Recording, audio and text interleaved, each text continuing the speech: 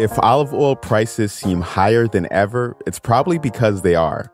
We'll also examine some ancient footprints in New Mexico and some news from the White House about the U.S. southern border. I'm Jeff Pierre, and this is The 7 from The Washington Post. It's Friday, October 6th. Let's get you caught up with today's 7 stories. At number 1 today, the Biden administration will build new barriers on the southern border. The goal is to try to curb what's been a record number of illegal crossings. It's a shift for President Biden, who said while campaigning in 2020 that he would not build another foot of wall. His administration will bypass environmental protection laws to fast-track the construction. Speaking yesterday, Biden suggested his hands were tied because Congress had already allocated the money for the barriers. He also said he didn't think border walls were effective.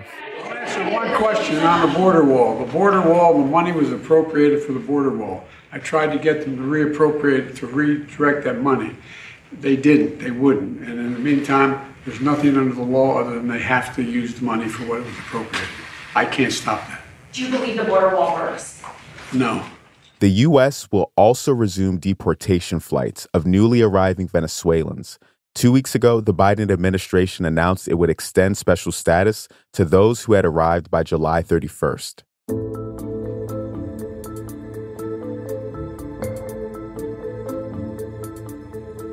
At least 52 people were killed by a Russian strike in eastern Ukraine. That is our second story this morning. A missile strike hit a grocery store and a cafe yesterday in a village in the Kharkiv region. Ukrainian officials said a 6-year-old child was among the dead. It was one of the war's deadliest missile strikes. The surrounding area has been the focus of a Russian military offensive as Ukrainian forces advance elsewhere. Meanwhile, White House officials are scrambling to salvage U.S. aid to Ukraine following this week's chaos in Congress. The delivery of the aid has been thrown into doubt by the ousting of Kevin McCarthy as House Speaker. The election of a new House Speaker is expected next week.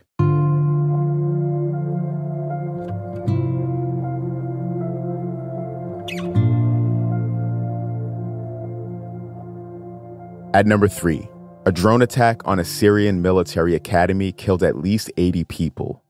Syrian officials said yesterday that explosive drones hit the academy in Homs. It happened during a graduation ceremony attended by families, and over 200 people were injured.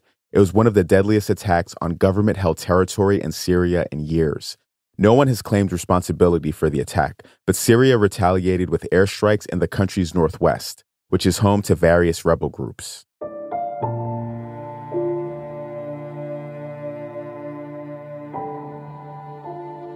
An imprisoned Iranian activist was awarded the Nobel Peace Prize this morning. That's number 4.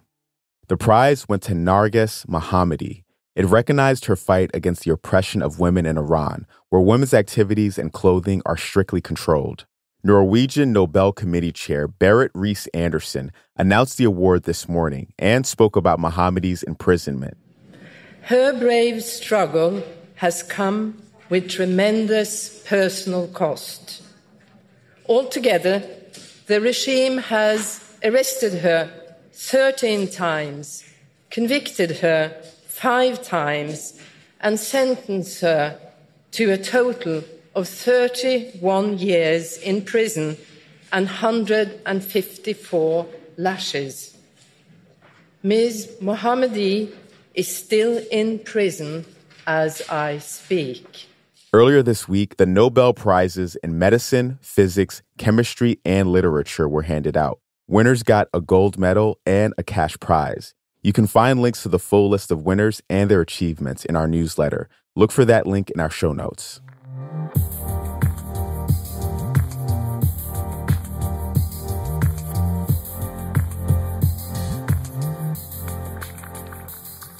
Number 5.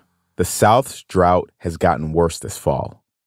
A federal tracker shows that about 90 million people are experiencing drought in the U.S.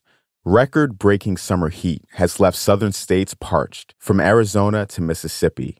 The drought has also led to a lot of disruption. It slowed the flow of the Mississippi River, which has led to salt water traveling up the river toward New Orleans. It also contributed to one of Louisiana's worst fire seasons. But there is some hope on the horizon. This winter's El Niño climate pattern could help alleviate the drought.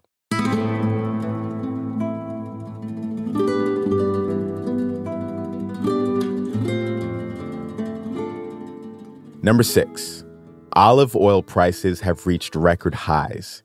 Extreme heat, wildfires, and drought have decimated the harvest in Spain, which supplies half the world's olive oil.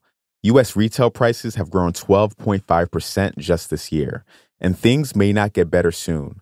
Climate change-related extreme weather is already threatening next year's harvest in several olive oil-producing countries.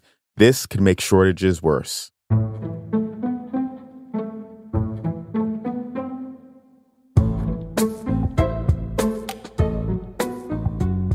And at number 7, ancient footprints could rewrite the history of when humans arrived in North America. According to a new study, the fossilized tracks in White Sands National Park in New Mexico are more than 21,000 years old. The new evidence supports a controversial theory that humans were in North America much earlier than previously thought.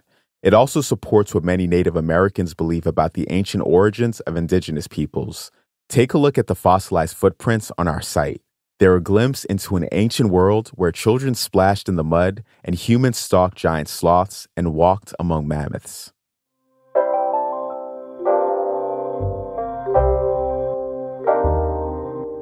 That's the show for this week. The assistant producer of The 7 is Taylor White, with special help this week from Trinity Webster Bass. The staff writers are Jamie Ross and Hannah Jewell. John Taylor is our editor. Additional editing by Christina Quinn. Copy editing by Melissa No and Francis Moody. Mixing and sound design is by Jim Briggs and Justin Garish. Our theme music is by Edith Mudge. Our director of audio is Renita Jablonski. I'm Jeff Pierre. Thanks for listening. Have a great weekend, and I will meet you back here on Monday.